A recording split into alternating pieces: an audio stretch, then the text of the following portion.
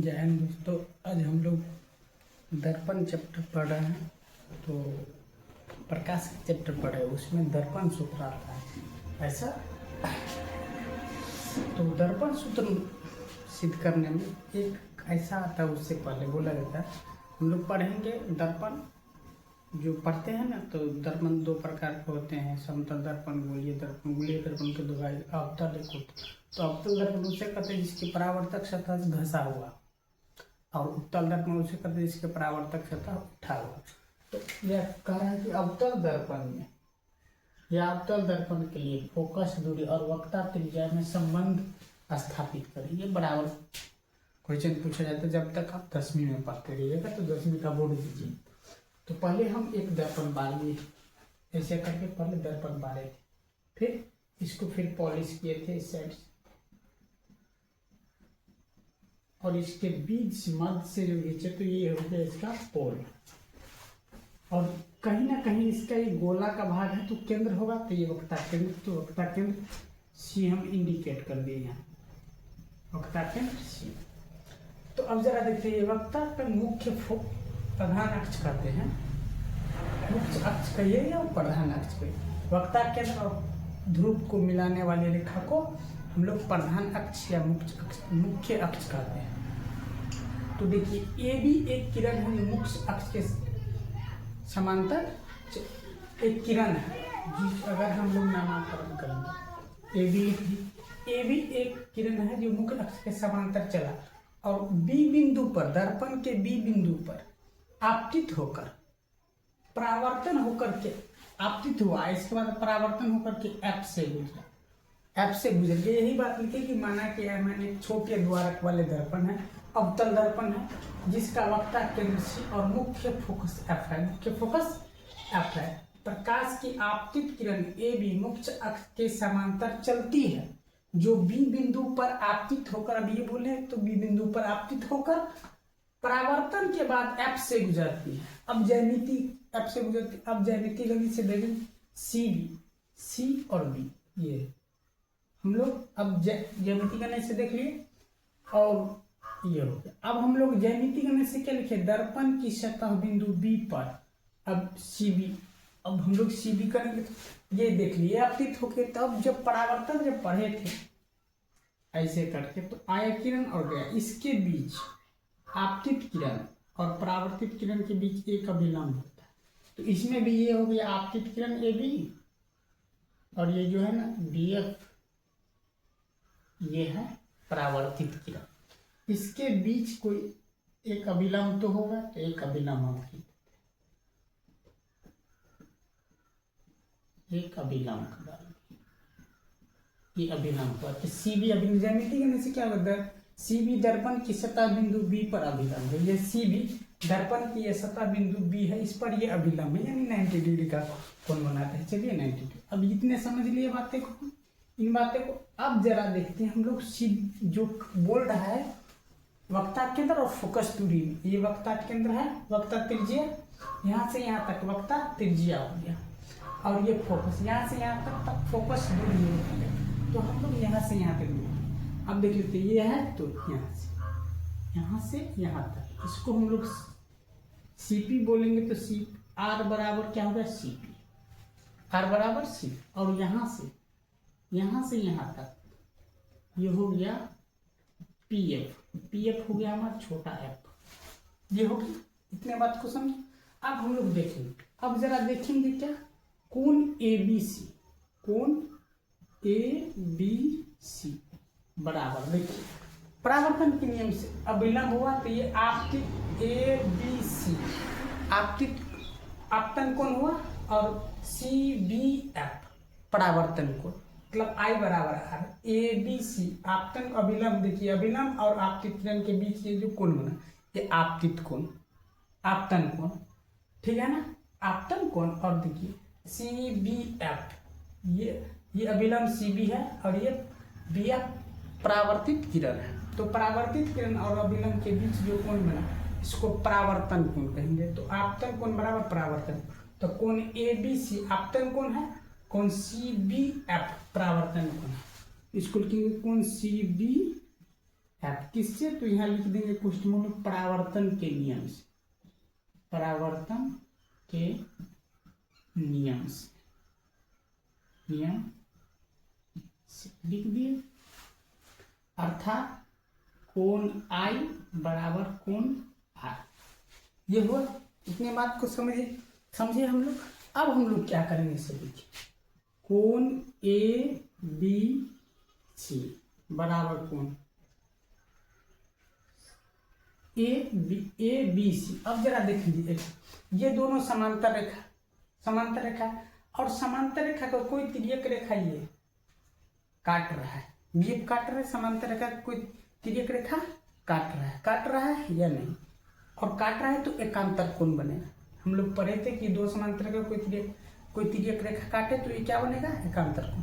एकांतर कोण कैसे बन रहा है, तो ये जरा देखिए कैसे बन रहा है, वो जरा देखिए, ये सी, ठीक है ना, और ये एकांतर कोण बन रहा है, एकांतर कोण।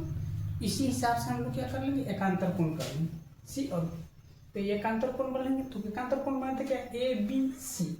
अब एकांतर कोण ये बनता है सी बी सी एफ, एकांतर कोण बन रहा है बी सी एफ। लिखेंगे कोण सी बी सी, कोण बी सी एफ किससे, तो यहाँ लिख देंगे एकांतर कोण से, एकांतर कोण से, ठीक है। क्या है, तो ए बी समांतर सी पी, ए बी समांतर सी पी, इसलिए ऐसा हो। अब समांतर हो, अब इसको हम लोग समीकरण यदि एक बनाएंगे इक्वेशन, इसको इक्वेशन 2, तो यहाँ हम लोग लिखेंगे समीकरण 1 और 2 से, समीकरण 1 और 2 से लिख लिए। ये समझ लिए हम इतने बात को। देखिए ये आपतित किरण है और ये अभिलंब है, इनके बीच ये आपतन कोण होगा, ये अभिलंब है और ये बी एफ परावर्तित किरण है। तो परावर्तित किरण और अभिलंब के बीच ये परावर्तन कोण बनता है, तो आपतन कोण बराबर, देखिए ए बी सी आपतन कोण और बराबर सी बी एफ परावर्तन कोण, ये परावर्तन के लिए। इसके बाद देखिए ए बी सी, अब देखिए दो समांतर ए बी सी पी समांतर है, सी पी समांतर ए बी के है या ए बी समांतर सी पी के है, तब समांतर एकांतर कोण की तिर्यक रेखा है, कोई तिर्यक रेखा ये नहीं, अब ये नहीं काट रहा है, तिर्यक रेखा हम लोग को बी सी है जो इसको काट रहा है, तो बी सी बोलिए सी भी काट रहा है, तो एकांतर कोण ये कोण बराबर ये कोण, एकांतर कोण हो जाएगा। अब तो एकांतर इक्वेशन 1 बनाए, इक्वेशन 2। अब देखिए ये दोनों कट जाएगा, तो हम लोग क्या लिखेंगे, कोण सी बी एफ बराबर कोण बी सी हो गया। अब जरा देखिए, जब दो कोण जब बराबर हो जाते हैं तो ये कोण बराबर ये कोण आ गया, ये कोण बराबर ये कोण।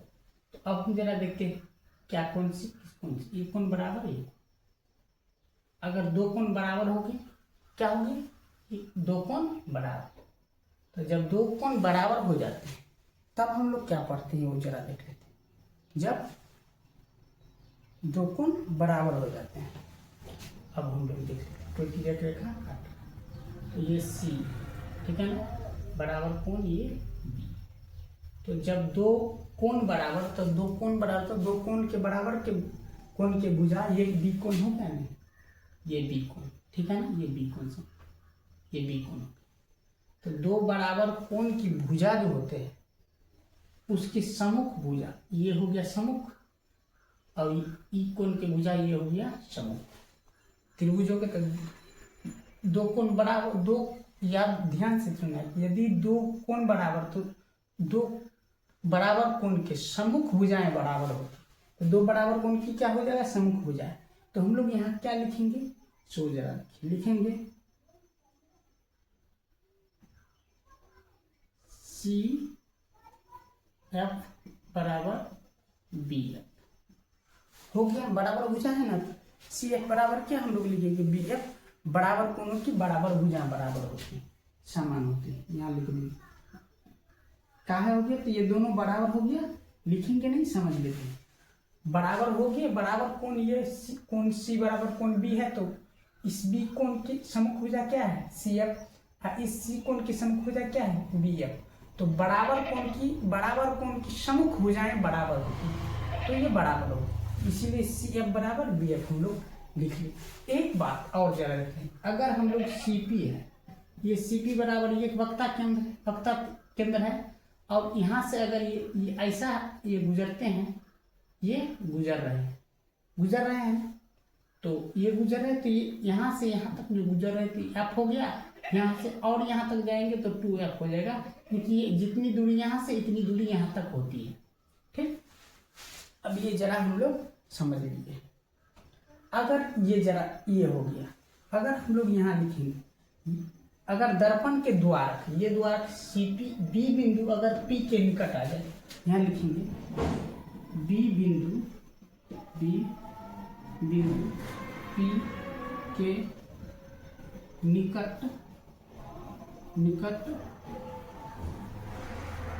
होने पर, या द्वारक छोटा करने पर, द्वारक छोटा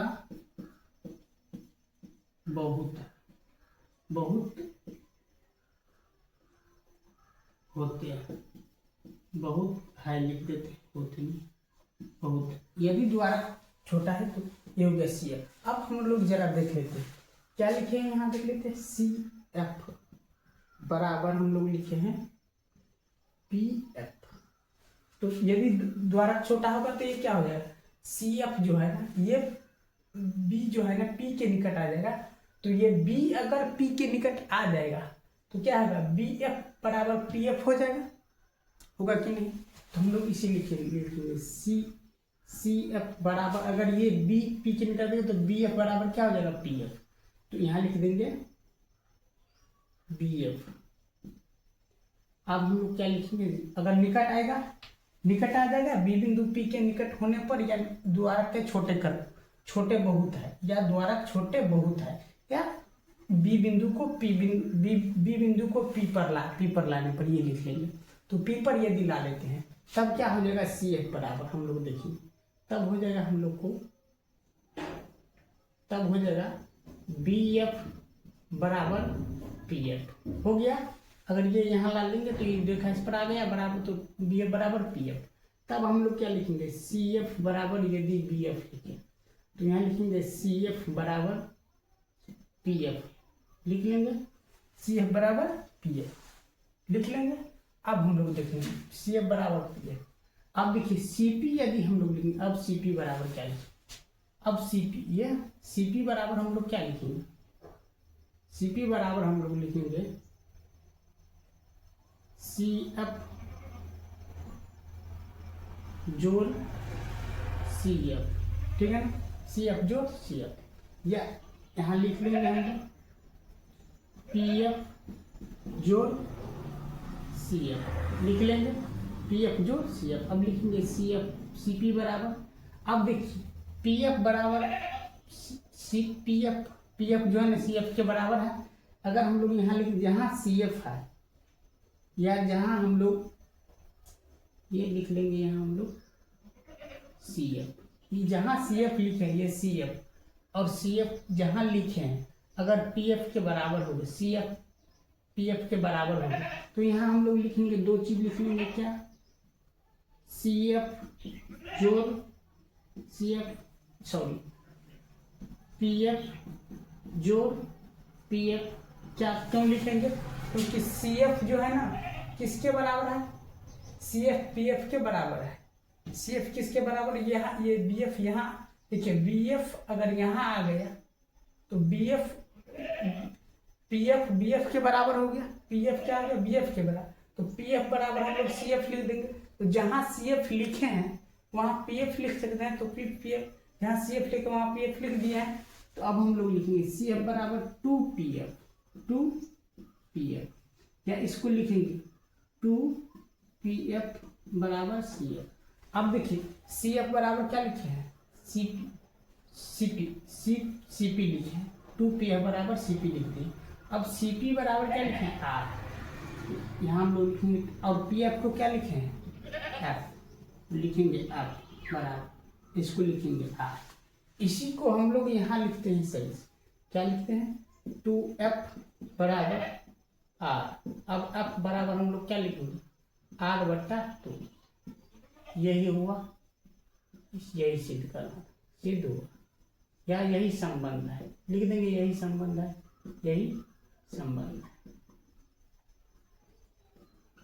यही संबंध है। यही संबंध को सीखे, इतने बातें को समझ, ध्यान पूर्वक समझे, तनी ध्यान से, और बार बार इसको रिवाइज करने पर सारी समझ में आए। अगले क्लास लेके नेक्स्ट वीडियो में मिलेंगे, तब तक के लिए जय हिंद।